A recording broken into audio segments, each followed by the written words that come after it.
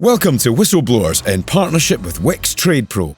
Coming up. I respect him for what he's done as a referee and management, but as a person, I can't respect the man. It's always about the bloody result. People say it all the time, we'd rather lose 4-3 than win 1-0. No, you wouldn't. That's untrue. That's palpably untrue. 2 days later, I get a phone call from that girl saying, "You've really let me down. And I'm afraid I've got some bad news for you." Apparently Winston Churchill's table from the Second World War was in the study, and that was the table the girls were dancing on, and all these little high heel marks on it. I won't say how much it was, but let's just say I had to go in and see the editor.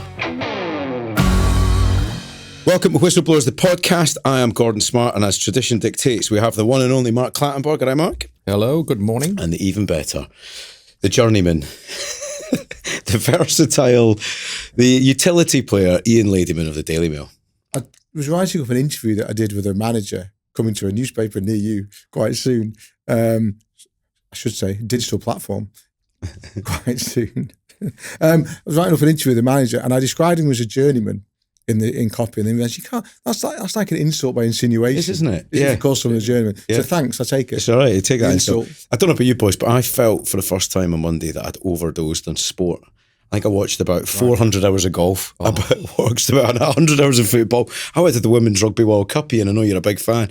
But that was actually an amazing atmosphere, considering I'd been at Man City Napoli the week before. you could have heard a pin drop. You're not letting Man City I'm not letting it go. Thing go, are you? But then it could be redeemed this Saturday in terms of atmosphere with Hearts, Hibs. Oh, big one. 6. Yeah, big game. Hearts are top of the league, by the way. What did I say to you at the beginning of this podcast? You did. Yeah. You did so say this that. is the season the Old Firm will be split. I tell you what, it's looking like the season it could happen. What's the feeling like between those sets of supporters? Oh, it's brutal. Is it? Brutal, yeah. What, even in a nice place like Edinburgh? In a lovely, quaint place like Edinburgh, yeah. If it's not a lockbox tourist visiting an Airbnb, then there is still a real person from Edinburgh. People. Yeah. There are some people from Edinburgh, Actual so people. go, yeah. No, is it fierce? Oh, it's fierce, it's ferocious, especially at Tynecastle, because the Hibs fans gather underneath the railway bridge, the flares go off and they march in. There's a whole new generation of young lads that are providing a bit of atmosphere. It's good. Do they give the away fans tickets? Because has Rangers done it back now? Rangers They've solved that one. They've solved the issue. It's just about to be fixed, yeah. But Hibs will have how many people in the side of the stadium? I don't know. I think Tynecastle holds 20,000, so I think we'll probably have 4,000, 5,000, something like that. And so come on, what's the kind of what's the balance? What do they say about you? What do Hearts say about your lot, and what do you say about them in terms of they'll always argue that we are the wee team, the smaller team in Edinburgh, right? Hearts on the basis of the big team. History, they're slightly older. We were 1875. I think they were just before that.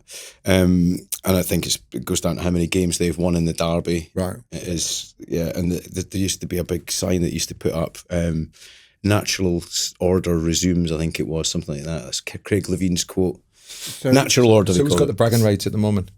I think it's pretty even at the moment. I'm sure Hearts fans will pile in at me and say it's not, but I think it's pretty even. Hearts are top of the league.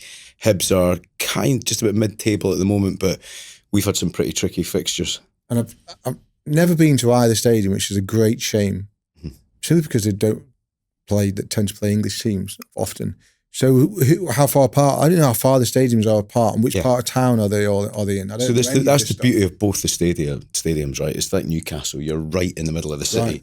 So Easter Road is just down London Road from St James's, the St James Centre. You just walk down. It's about a mile from the centre of town, heading towards Leith, and it's beautiful right in the middle of town. If you climb Arthur's Seat, you can see the green stanchions. It's beautiful in the floodlights. And then Tynecastle, as you come into Edinburgh on the train from Fife or the north, you will see Murrayfield on your left, then you see Tynecastle. And you always know you're near Tynecastle because they've got the Fountain Brewery, right? So you can smell hops. Yeah. My childhood memories are the breweries, the smell of hops in the city. Yeah. And Tynecastle just sits there.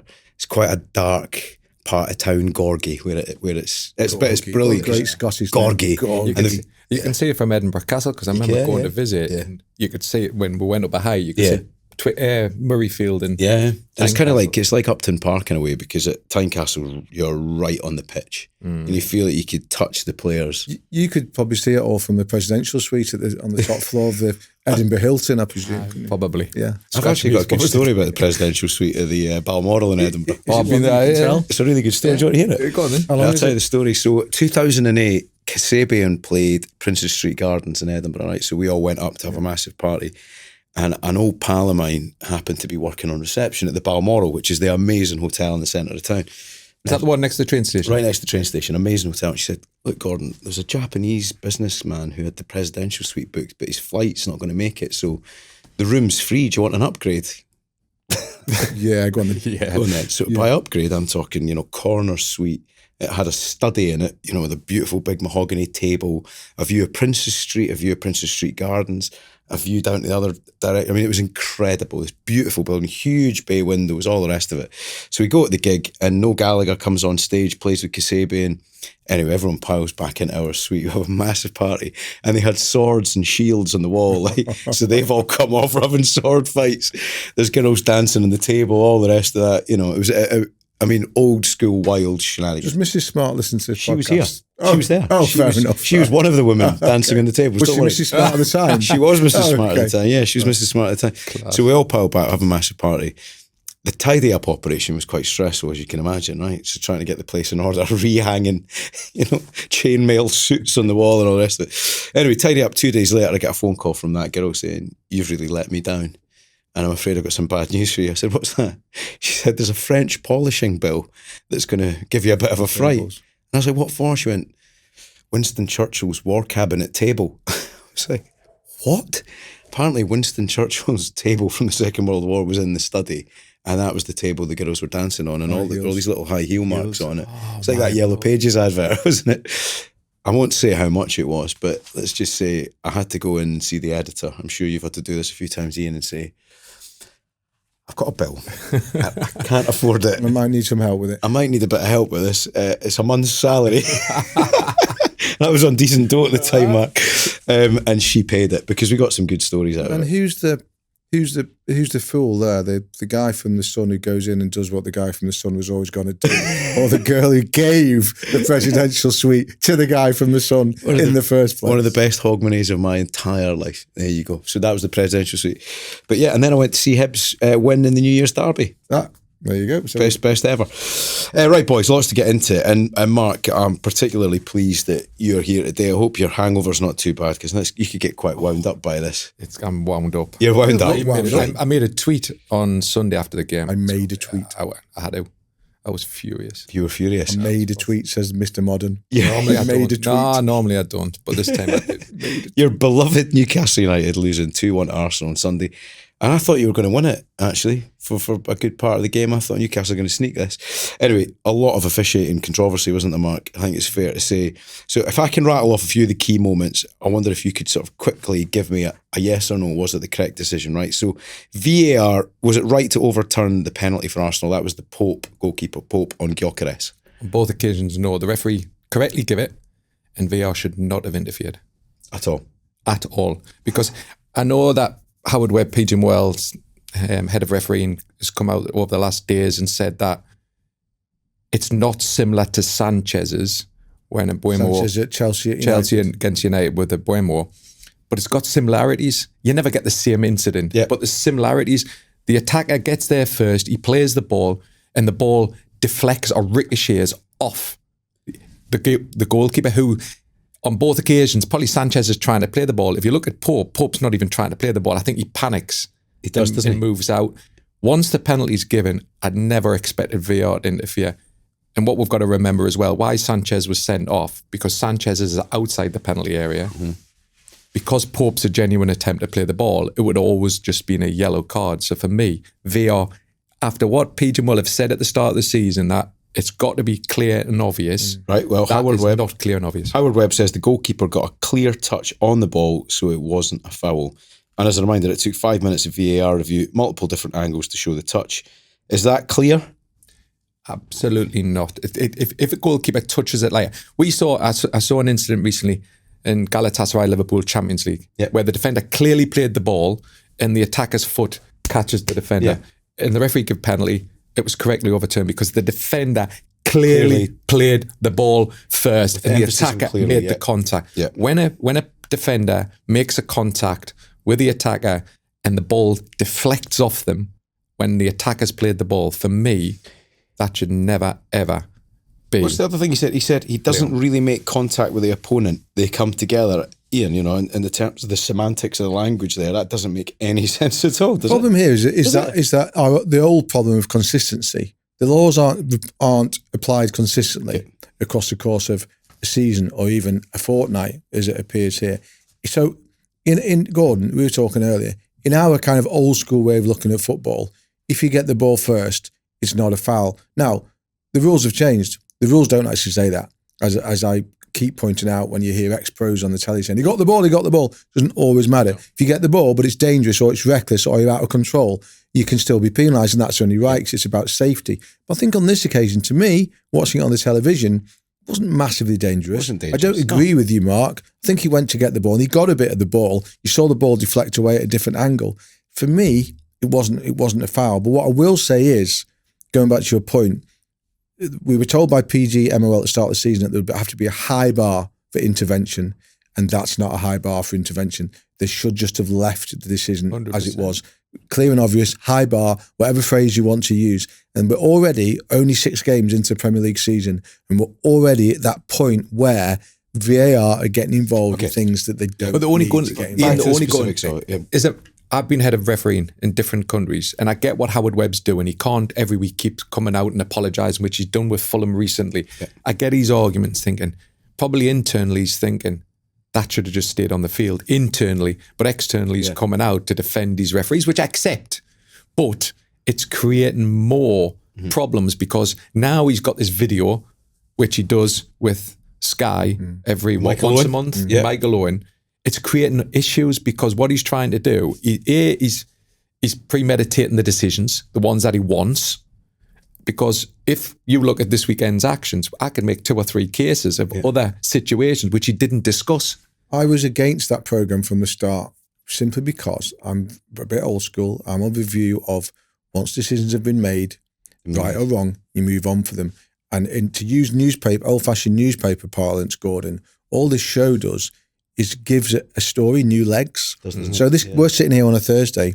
That game took place on Wednesday today. you were listening to this on a Thursday. That game took place on a Sunday. That should be a 24-hour news story, and then you move on. And then Howard Webb goes on the telly and breathes a whole new lot of life into it, and therefore just turns the wheel, increases the pressure on his own referees, the people he's supposed to be protecting. Let the decision stand, debate it for a couple of hours, move With on. that in mind, why is Howard Webb doing it? Do you think that's part of transparency? He always came in, Howard, because Mike Riley wasn't. Right. So people in the media were upset with Mike because he wasn't open and not honest, but he wasn't open. Yeah. What Howard's done, which he did in the MLS, he opened up everything. So he wants to say, look, this is how we're doing it. This is why we're doing it. And he wanted to reveal the audios. He's becoming the story a little bit though, isn't he? Do you think, Ian? Mark? What do you think about Howard Webb here? I can understand why he's trying to do it. But like Ian said, he's opening up more cans of worms weeks later. Do you like him? Howard? I wouldn't say I'm friends with him. I respect him, but I certainly wouldn't. I think Howard has his own agendas a lot. And what are they? Well, he's had agendas for years. I worked with him in the Euro in 2012, and you see different sides to people where just small little things where I remember I was the additional behind the goal with Martin Atkinson, Howard Webb and his 2 assistants. And after the match, we'd all arranged to go into one of the rooms, have a few beers like we always did. After every international match, we'd always stay together, have a few beers. Some would go to bed after 1 or 2 beers, some would stay and have more beers. But this night they all disappeared. And then the next day I'm saying, wait, what happened? Oh, we went to bed early. And then you know that the line because it went out to a party. And I thought to myself, hold on, I've just give you one of your best decisions because you were about to give a penalty to Croatia against Italy. And I shouted, no penalty, no penalty. The attacker had fouled the defender first, which he didn't see because he was ball watching, which referees normally do. And I think that's how you treat people. So you can't have it both ways. So I respect him for what he's done as a referee and management, but as a person, I can't respect the man. So has he ever reached out to you to Because you two are probably the two most two most high profile referees, stroke ex-referees in the country. You and Howard Webb are probably, I don't want to use the word famous, but are probably more recognisable than any referee currently refereeing today. He was gutted he didn't get gladiators. I think Howard's problem sometimes is what he doesn't want anybody to be as successful as him. In all, like when I met him when I was waiting for Nottingham Forest, for example, the conversations were, "What's your salary?" Sorry? Shouldn't be about the salary, because he was always complaining to me in the couple of days that I was like around him that he wasn't well paid enough for PG. Well, that's not my problem. That you took the decision to go and be employed. I've took my decisions to do other things. But when I met him, when I was waiting for Nottingham Forest, my role was also to help him, because the Nottingham Forest were being public in their statements. And after I got employed, it was interesting that the statements had reduced and weren't as only the Everton one, which I think was the catalyst, but there was always this resistance from people within PG Well that an ex-referee could work at a football club, and I think it created a bit of animosity between the two of us. Just from my point of view, quickly, I think his motives are pretty admirable for the TV stuff, the transparency stuff. He wants referees and the decisions to be open. I just don't think it serves referees to have their decisions constantly analysed. The simplest thing is nothing should be done on TV. He should be getting these guys in every week or every 2 weeks and going through the decisions. I'm getting told off referees. He's not doing that with referees. Yeah. I'm hearing that they're not going through the consistency side. One of the things I've always done with my referees when I was head of referees, you want to get as much data into them as you can, so much video. So what's plugged into them, when they see something similar, immediately the referee and VAR are tuned in and go, well, that's what the management want. That's what the management thinks a handball. That's what the management thinks a foul. I don't see it, because week in, week out, what we're seeing, what you've just said, 1 week a goalkeeper's punished, the next it's not. The problem is, if you're the referee from Sunday's game, and I must admit I can't remember who it was now. From Jared Geely from next Australian. So if you're him, you will come out of that game and you think, right, I know what's going to come for the next 24 hours. It's going to be a lot of analysis of what I did. And then you think, oh, great. Just when it dies down, Howard's then going on the telly and talk about it again. But he's got 3 games in Europe. He's a VAR in Europe. Is there a conversation between that point then? Well, Howard Webb have had a conversation before he went on the telly this week, because that would strike me as a sensible and reasonable. Well, he would have. I'm sure he would have. If he's got, which I know Howard's got good management skills, I'm sure Howard would have spoken to Jared. He's going to support him. Right. So we find ourselves in a pretty unusual situation, but Oliver Glasner deservedly is getting plaudits. I know a few people on the playing staff at Palace, and his attention to detail and things like recovery, nutrition, the sports science of it goes back to sort of Arsene Wenger levels, that he's even pushing that further, without giving the details away, even to the level of what water you drink and when, which I find fascinating. By the way, I think it's an incredible stat. Since the start of 2025, only Liverpool, City and Arsenal have earned more points than Glasner. Yeah. 36 points. And they're now on this long unbeaten 18 run. games. How many is it now? 18. 18 games, which is the longest unbeaten run anywhere in Europe, and equals a club record that goes back to the year of my birth, 1969, 56 years. Bloody hell. Club record. And Gordon, I'm about to take words out of your mouth, but they're doing it on the back of structure, doing it on the back of purpose, they're doing it on the back of square pegs in square holes rather than square pegs in round holes that other clubs are trying to do. Common sense, practical, strategic football management. Yeah. See, what I say with Palace as well, they've sold some quality players. Yeah. Oh my, it's amazing. And also Mark Clattenburg, also that was on transfer deadline day, he was on the verge of signing for Liverpool. What I love about Glasner as well is he's not a coach who comes out and speaks a lot. He could have spat his dummy out and said, look, I've sold all my best players. He's not grandstanding, is he? No, there's a modesty about him. He seems to just do his business and the results come with his business. Well, they lost to Lise and got better, didn't they? Yeah, and they've lost, going back to, everybody thought it was the end of days when Wilfried Zaha left. And subsequently they've lost to Lise, now they've lost Eze as well. Yeah. But that's what well-run football clubs. Have you interviewed him, by the way? Have you sat down with him? I haven't sat down with him up with Glasgow on my own. I've been with him in a group. I was certainly with him in the interview area after the cup final last year, when even Steve Parish admitted that they weren't sure they were going to be able to keep him. There's a certain depth about Glasner for sure, and there's a certain He strikes me as a very real person. Yeah. Can't claim to know that much about him, really. Strikes me as a very real person and certainly has a deep conviction in his beliefs. What about Sunderland as well, by the way? I know this is going to make you cringe, Mark, hearing this, but Sunderland look like they've played a blinder in the transfer window, but also they just seem like a club well run again. Again, to give you the contrast of that, Sunderland Till I Die was painful viewing for 9 years, 10 years? Newcastle fans have been loving it, but what a transformation. So I think just trying to tie the two clubs together in a way, and to go back to what I said about structure and planning, for example. So Glasner at the moment likes to play a back three, and the three of them, Gale, Acquire and Richards, 11 clean sheets from the 20 games they've started together. He's got two wing backs in Mitchell and Munoz who are wing backs. They are wing backs. It's what they do. I think they've run more than anybody in the Premier League, those two, 42 miles and 39 miles so far. That's wild, by the way. Over 6 games. Yeah, to do that consistently.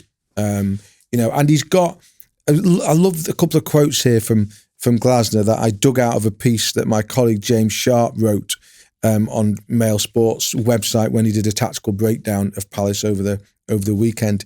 He said there is too much discussion about systems. It's not important. Habits and patterns are more important.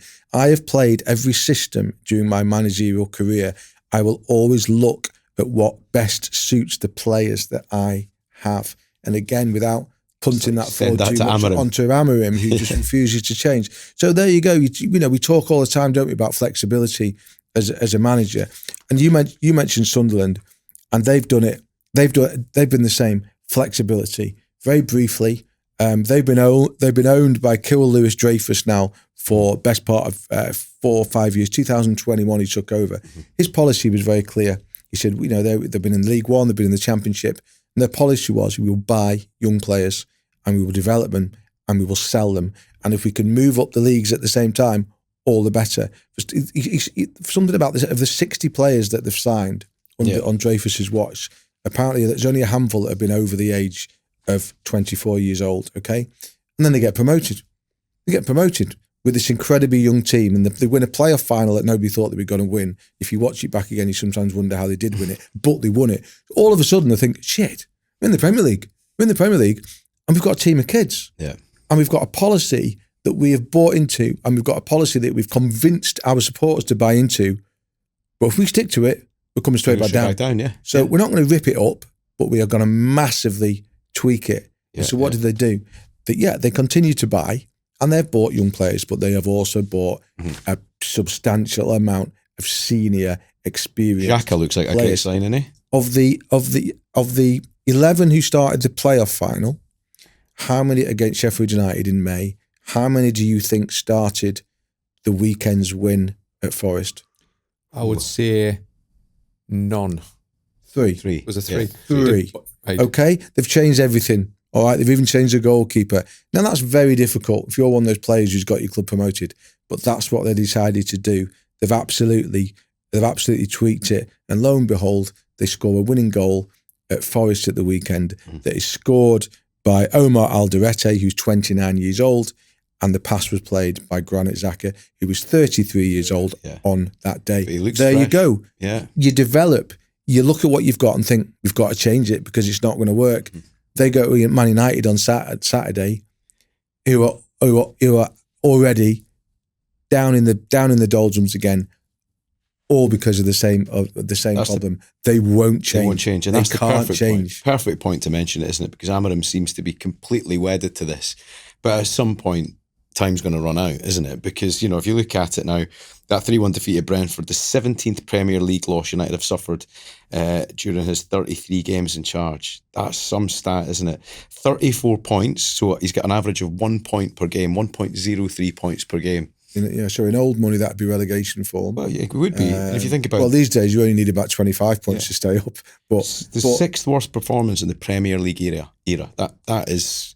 Why is he still in the job? So before I answer that question, I was at the game at Brentford at the weekend. And if you were an alien and you dropped down into a seat at the GTEC to watch that game, you watch the game at the end of it, you say, right, which is a big team there and which is a little team?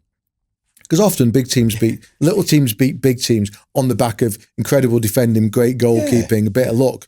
That wasn't that. That wasn't that. You just said, oh, that team in the red and white stripes, they're the big team. That team in the yellow and black, Yeah. they're the little team. That's the way it was. Brentford were just better. They were just better from the first moment to the last. Why is he still in the job?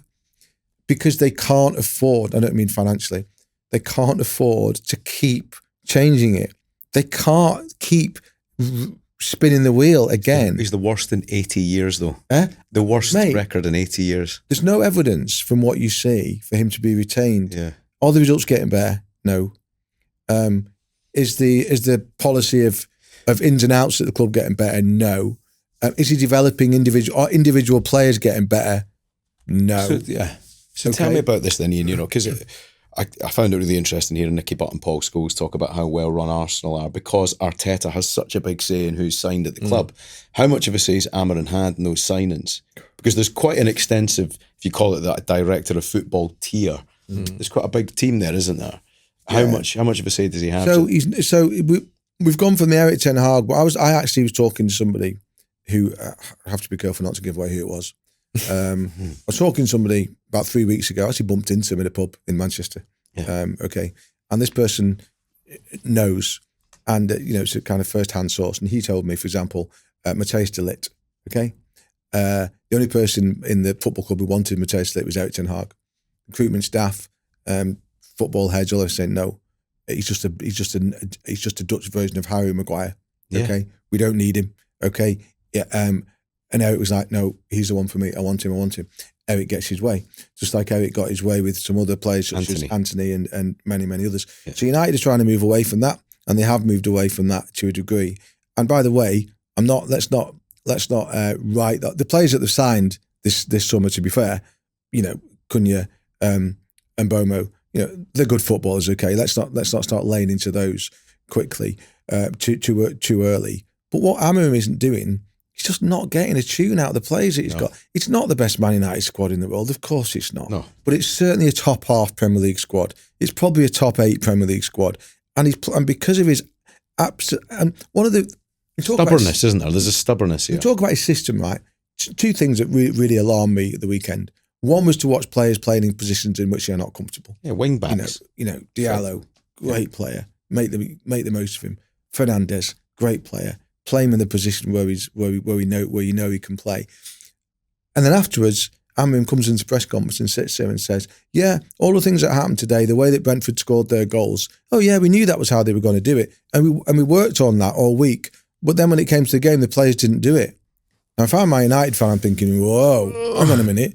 You're telling me that you saw that train coming and you still couldn't get out of the way of it. Yeah. That's a coaching problem. Yeah. That you've either got a coach you can't coach, or you've got players who aren't listening, or you might have a bit of both. You might have a bit of both. And I'm not saying that Amarim can't coach, but he certainly needs. But he's not going to. Also, he'll die. He'll die at the altar of this 3-man defence. But again, this goes back to really simple football principles for me, right? They've conceded 53 goals.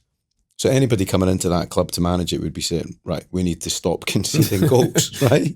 Is it not an obvious? I don't know if I'm oversimplifying. Yeah, but what's he got at the back? What's he got defensively? Playing 3 at the and conceding 53 goals. So, and I could extend the analogy that when I was talking about Diallo and Bruno, Luke Shaw's playing centre half. Luke Shaw to me will always be a left back all day long. Okay, but he's playing centre half. Amarim does this other thing. It baffles me. And I don't know if I've ever seen it before. Every Man United game I go to, he takes one centre half off after about an hour and puts another one on. Now, in my world of football, you only really change one of your back four if someone's injured or something's going disastrously wrong. Or you're going to get sent off. Or you realise it, or he's going to get sent off, or you realise that you've picked the wrong one. Substitutions are about winning football matches. Yeah. Okay? Fresh legs. That's what on earth is that about? Okay, I'm not sure that I've ever seen that before. And again, it takes me back to that conversation that I had with the Sunderland manager, Regis Lebury, at the start of the season when I asked him about how he was going to play. And he said to me, because obviously we've seen teams come up and try and play Hollywood football and go straight back down. And he said to me, he said, when Manchester City have the ball and Arsenal have the ball and they're in their own half and they're placed under pressure, they'll often go long. It's the best way to do it. He said, why would we, as Sunderland, want to do it any different? Pragmatic football, sensible football, play to the environment. Do you think Amarim will be in charge at Christmas? Mark? Depends, doesn't it? What if I think Sunderland If they could get a give them few- a hiding this weekend? But that could be the pivotal moment. And then it's Liverpool away, the other side of the international break. Yeah, so that's Liverpool away. normally international breaks can solve a lot of things, can't they? Because everybody starts to go into panic mode. Normally, like everybody said, you forget the league table. Yeah. But now the international windows start coming, you start looking to see where what start you've had. Where do Man United see themselves at the end of the season? That's the question. Where Got the to be in board. Europe for the pounds. Well, and Europe's pence. got to be one. Got to be in Europe. But could you really see them going to be playing Champions League football next season? Well, they can certainly get into the Europa League. Europa League, yes, but can you see them reaching the Champions League with the four or five teams Not now? with Amarim. No, and I don't think that you asked that question. Is he will he still be in the job? If results continue the way they are, then no, he can't be. However committed you are to a manager, and at Manchester United particularly, you cannot retain a manager who just keeps. So if losing. you're going to sack him, right, and forget his reputation in Portugal and all this, because of what he's done at Manchester United, you say that that's it, finished. Who would you bring in? Well, this is another interesting thing. Has there ever been a point in time where it's been a less attractive option for a manager to go to United? But at the same time, if you take over, there's an opportunity to look good because you can turn something around that is really, it doesn't get much worse. Yeah. I wouldn't want it. But if I was what the top window? manager. Everybody's coming in at Manchester United without a pre-season. Yeah, that's true. Amarin's the first one. He came in mid-season. He had his first pre-season, which you think things are going to get better. They've actually got worse. They've taken on more. But if you're going to go in, if I'm going to go in there, what are you going to do? Yeah. Well, you're right, and it's a good question, Gordon. Manchester United used to be one of the blue ribbon jobs in football. Yeah. Now you could argue it's a hospital pass for your reputation in your career. Yeah. But having said that, the bar is low at United. Okay, they wouldn't be asking for the moon if manager who goes in there, say in November.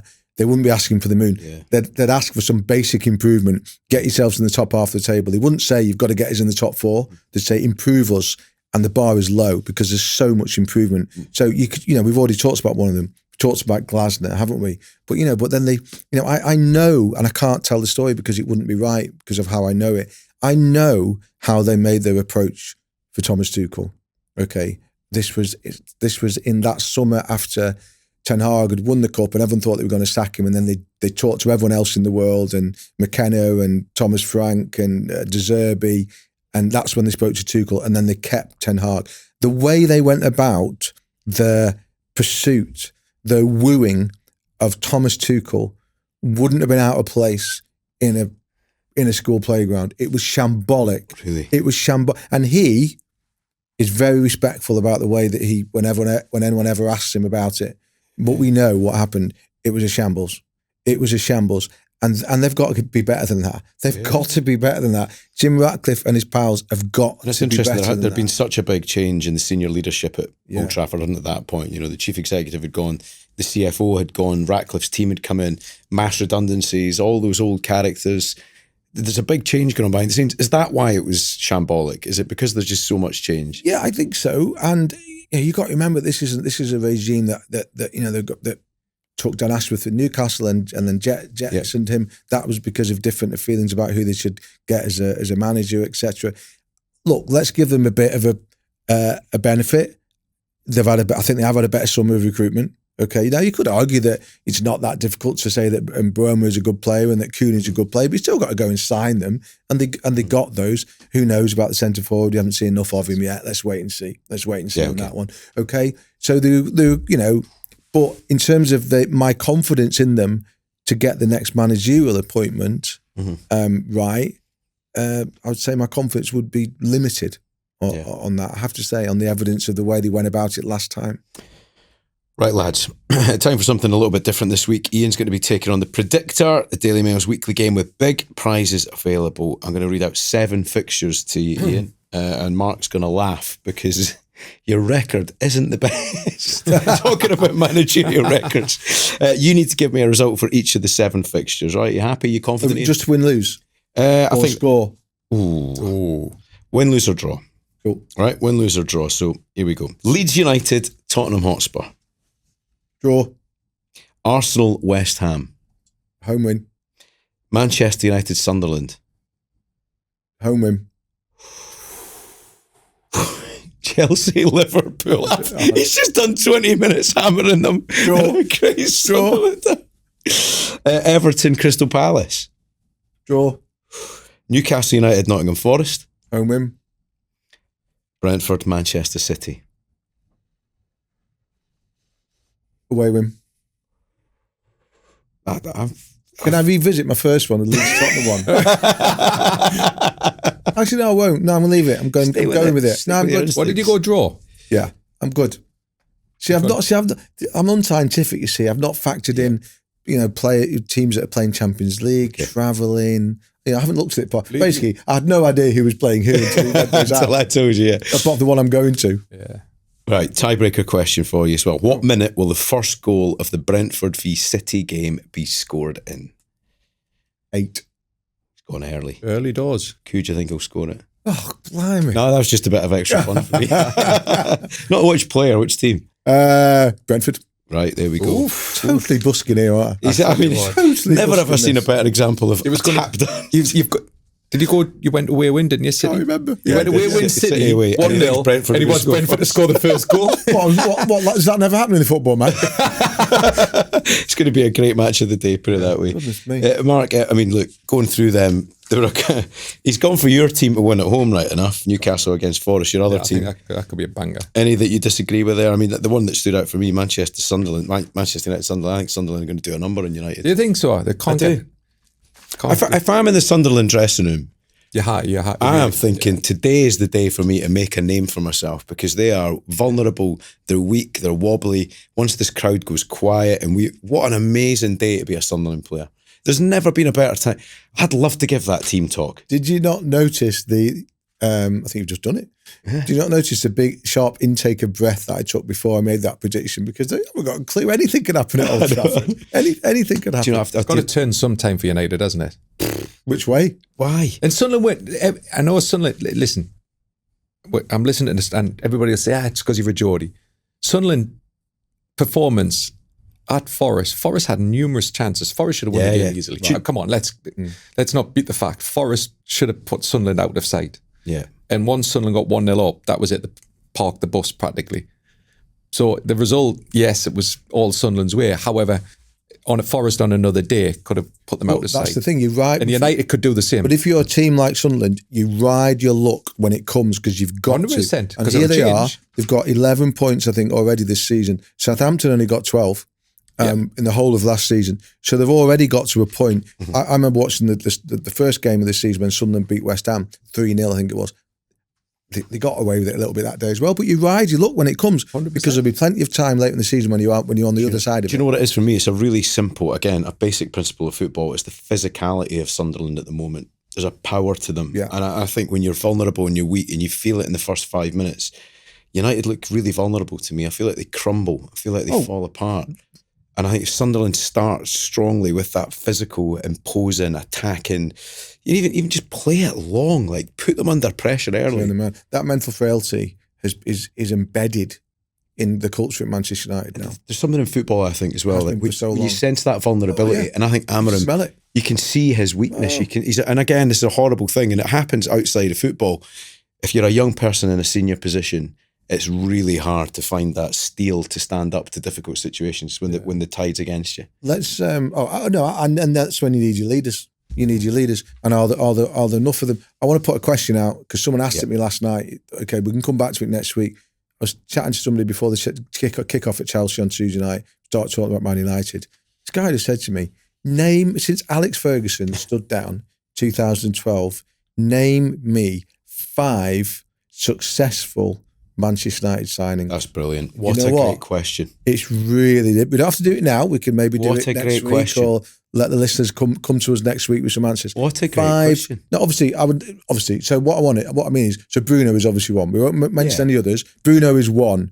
That's what I mean when I say not someone who did okay for 6 months, a genuinely successful, 5 genuinely successful Man United signings from the last 13 years. That's an amazing. 12 years, sorry, 2013. Can you give us one off the top of your head, Mark? No, I was thinking about Fernandes before, but difficult, isn't it? We'll revisit that next week. Go back to Ian's predictions and see if your football editor title is justified. Well, I think we've already determined over the course of the last couple of months that I'm on shaky ground with that one. And if you want to get involved, just have a look at Predictor on the Daily Mail website. It's a chance to win £1,000. You can head to the link in the show notes. Do I get £1,000 if I get it right? No, I'm afraid not.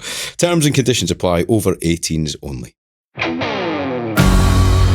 We know now that we're in partnership with Wix Trade Pro. Now, we all know the real pros want to spend as much time on the job as possible rather than kicking around in store, don't they? Exactly. And with Wix Trade Pro, you save 10% every time you shop in store or online. No minimum spend. That's like a guaranteed 3 points every week. VR's checked it and it's true. Right, and here's the real time saver. Wix Click and Collect, order online, you head straight to collect in store, grab what you need, and you're back on site before half-time. How about that? Which allows you more time to get the job done. Download the Wix Trade Pro app today, sign up, simple as that. Terms and conditions apply. Right, another massive story this week. Graham Potter out of West Ham, the worst win rate in the club's history. Instantly replaced by Nuno Espirito Santo, the greatest name to say in football. His philosophy is a little bit different, isn't it? A little bit more David Moyes, which is interesting because you thought West Ham have gone here for more entertaining football and they've gone back to the guy they let go to Everton, a rival club. What are they doing there, Ian, do you think? Because it's an interesting situation. And also, like, if you look at the signings, 33-year-old Callum Wilson comes in. You know, people have been slamming Potter's team selections, swapping a goalkeeper after 2 games. There's an awful lot going on here, isn't there? Unpick it for me. Yeah, let's not revisit too much of what Andy Dillon said on this when he was sitting in this chair a couple of weeks ago. Did a brilliant job in my absence talking about West Ham and about the. But what I always think about that football club is what are they doing? Do they know? Do they know what they are trying to do in terms of where they want to be, how they want to play, what makeup of player do they want? What's the age profile of player that they want? You know, when you look at this squad, can you see a pattern? When you look at the last 5 summers of recruitment, do you see a pattern? When you look at the last 3 or 4 managers that they've had, do you see a pattern? The answer, of course, to all of that is no. So they hire Potter.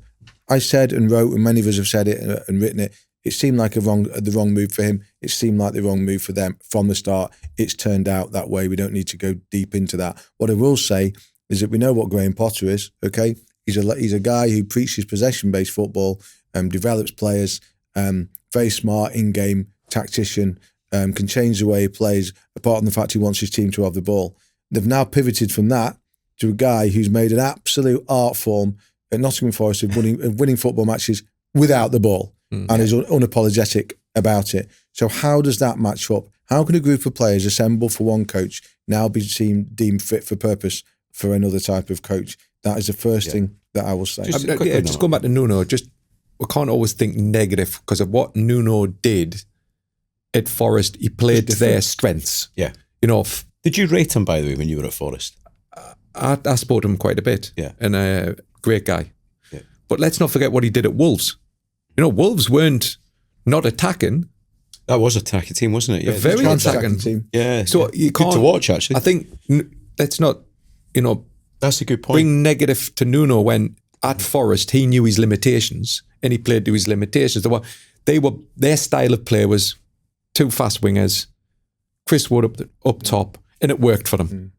And the surprise teams, a bit like the old Leicester when they won the league, they played it straight up to Vardy, Mahrez, and Palace are a bit like that at the moment, quick going forward when they get the ball. Listen, I think everybody's thinking negative. I just see West Ham, and it was great listening to Andy Dillon, because I put a question to him and I said, why do fans at West Ham, why do they want to see sexy football? Because after Moyes, they won the Conference League under David Moyes and immediately sacked because it seemed to be the glamorous football they want to see. And he said it wasn't just that. He said they just want to be entertained. Sometimes it's not about the results. He says they want to be entertained.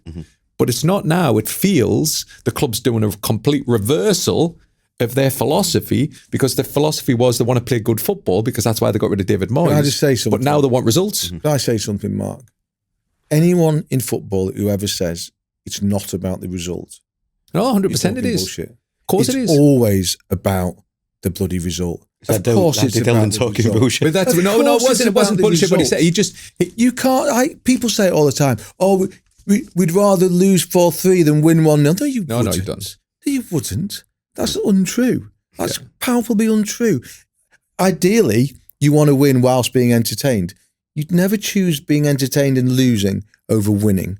Let's be right about that. Okay. Yeah. But equally, but I think if you've got a platform. If you've got a platform where, for example, Sunderland are starting to have a platform on there, they get enough stability and enough points that can start to take a bit more risks. And sometimes I feel like we're talking to Andy Dillon, for example, when he was saying, because I was saying West Ham have to win. You've got to win, you've got to win, you've got to win. And even if you win 1-0 and it's scruffy, you get another win. And like football always happens, you go on that run and you can then hit a shot from the halfway line, it goes in. It's just the way the luck runs. And I just feel West Ham it's like there's a black cloud over the club at the moment. The thing though, Mark, is there a similarity here with Forest where you've got an owner, a chairman, who's meddling and getting involved, like Marinakis at Forest? Because that Sullivan looks like the ultimate sort of meddler, doesn't he? Yeah, again, I've already mentioned James Sharp once on this podcast. I'll mention him again. Blame James Sharp. Exactly. If we get sued, it's James Sharp's fault. Without prejudice. Yeah, allegedly. Do you know, James wrote a piece over the weekend about West Ham and the fallout from the Potter thing, suggesting that there is some interference from Sullivan in terms of recruitment, and also suggests that there might not have been total alignment between Graham Potter and Sullivan over the type of players that they might want to buy. What I will say about West Ham is that undoubtedly they're a difficult club to work for as a coach. I think any manager who's passed through their doors in the last 20 years would tell you that's true. I'm not saying it's a badly run football club in terms of what it does off the pitch, but I do remember, and this is going back a long time, going back 8 to 9 years, I remember being at the West Ham Stadium to do an interview with David Sullivan, and it was set up by the football club, and it was to promote something that the club were doing. Can't remember what it is now, but it was done at the stadium. And I do the interview with David, and then the press officer said to me, "Oh, before you go, Karen wants to see you." I didn't know Karen Brady, and Karen came along, and she just wanted to give me a bit of a tour around the stadium and talk to me about a few things that were happening and the rest of it. All fine until I heard her say to the press officer, "Whatever you do, don't tell David that I was here." I was thinking, what's all that about? And the point was, Ian Ladyman from the Daily Mail has been here to interview David Sullivan. I've jumped on the back of it because I wanted to show off some of the things we do at the stadium, but I don't want David to know that I did that. It just struck me as a very strange thing. That is odd, isn't it? It struck me as a very, very strange thing. Seems like there's something going on. So what I find interesting as well, that Pep said Graham Potter was a brilliant manager, didn't he? Not that long ago. But we've had Rory Jennings in here, who had Potter as a Chelsea manager, absolutely berated him. Andy Dillon, question marks over him. I always thought he was a great manager. The Brighton story, the history in Scandinavia, coaching methods, innovative, bright, good communicator. Has he been so badly damaged by the Chelsea experience he's not recovered? Or has he just been unlucky? I think we have a temptation in this country to only judge managers and coaches in terms of their worth by how well they do in the Premier League. Mm-hmm. And I would put to you that there's managing and coaching, and then there's managing and coaching under the spotlight that the Premier League brings. And I think Graham, and if he proves me wrong, I'll be delighted because I like the guy. I think Graham has proved that point. He is a very, very good coach. If I was the FA, I'd be straight into Graham Potter's ear. I'm not saying come and be the next England manager. Come and work for us. We'll find a role for you in our system. Or develop, because we know what you can do. We've tracked you all the way through working at universities, through Sweden, to Swansea, to Brighton, to Chelsea, to West Ham. Invest in them. And we want to draw out the best of you. Okay, I think where Graham's been found wanting, he's made 2 bad career choices, gone to 2 football clubs that didn't suit him. But then also I think he's been found wanting in the spotlight. Mm-hmm. I really do. Yeah, he's changed publicly. His public facing mannerisms and behaviour have changed dramatically through Brighton, Chelsea and West Ham. So I think it's okay to say that he's been found out from that point of view. Doesn't make him a bad coach, doesn't mean he's not got something to offer. I would expect him to go abroad. Mm-hmm. Hope he doesn't, because he'll feel that's a safe place after what he did at Ostrun. I don't want him to do that. I don't want to lose him to the English game. I would like to see him turn up in the EFL or turn up or to turn up at St George's Park. Very quite interesting what Frank Lampard's doing. Yeah. He's dusted himself down, gone back down there. I went to do a thing with Frank last year and at Coventry, and he admitted that he was really enjoying life away from the spotlight. League, not that Coventry's not a big football club, because it is. Yeah, it is, yeah. It's not like he's gone to Halifax. Yeah. But he made the point. He said, I'm enjoying my work here because nobody's watching, or it's not pressure to be, and so Graham might see a bit of that as well. But I don't want this to be the end of Graham Potter, because that'd be wrong for him, and it'd be a shame for English football. That's it for the latest episode of Whistleblowers. We'll be back on Tuesday for the next instalment. Until then, you can follow us on socials, and you can email us, whistleblowers@dailymail.com. Send us some really tough questions. What would you like to ask Mark Clattenburg? He's a referee. He knows all the main protagonists. He understands the law. So get in touch with Mr. Clattenburg. Send us a question, whistleblowers@dailymail.com. If you want to disagree with Ian's predictions as well, I'm sure you will, send us an email. And head to our socials as well. Get involved in the conversation there on X @BlowersPod, TikTok @Whistleblowers Podcast, Instagram is @WhistleBlowersPod. And that leaves us with one thing to do. I'm not putting any money on it. Did you remember your whistle, Mr. Clattenburg? No, I've lost it. He's lost his Left whistle. it on the plane. I've lost it. But would you mind improvising, please, and blow the full-time whistle? Thank you very much for watching Whistleblowers. Please subscribe to our YouTube channel. Remember, episodes every Thursday and Tuesday. And on a Sunday, you'll get our clip of the week.